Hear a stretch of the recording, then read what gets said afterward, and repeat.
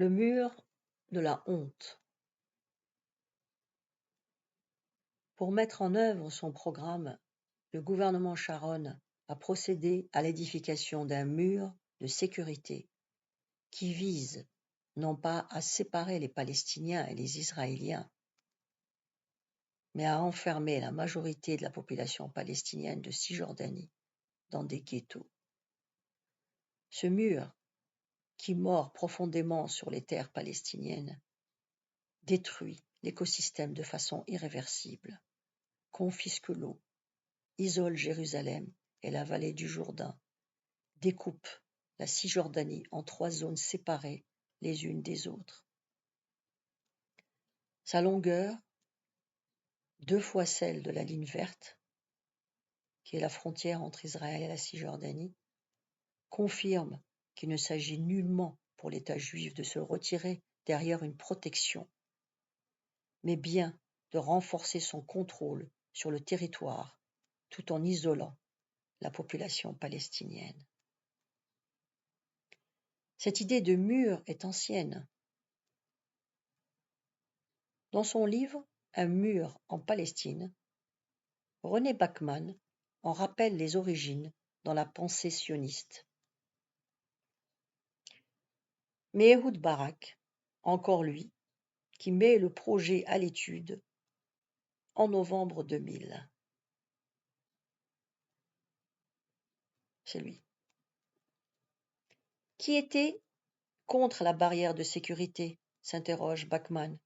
Personne, semble-t-il, en dehors bien sûr des Palestiniens, d'une partie des colons de Cisjordanie, affolés à l'idée de se retrouver isolés du mauvais côté, et de quelques cercles de partisans du dialogue israélo-palestinien.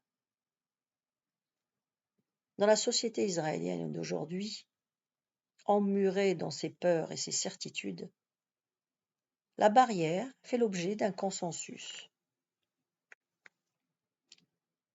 Le 9 juillet 2004, la Cour internationale de justice condamne sans ambiguïté le mur. Elle rejette les arguments de sécurité et de légitime défense avancés par Israël. Elle déclare illégale cette construction, enjoint à Israël de la détruire et demande aux États tiers de ne pas reconnaître la situation illégale ainsi créée. Une exigence qui sera reprise par les Nations unies. Les conséquences de la construction du mur sur Jérusalem sont confirmées par un rapport des chefs de mission de l'Union européenne à Jérusalem-Est, rédigé à la fin de 2005.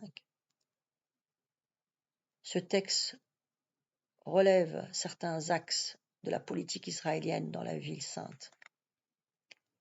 La construction et l'expansion des colonies illégales par des entités privées et par le gouvernement israélien à l'intérieur et autour de Jérusalem-Est.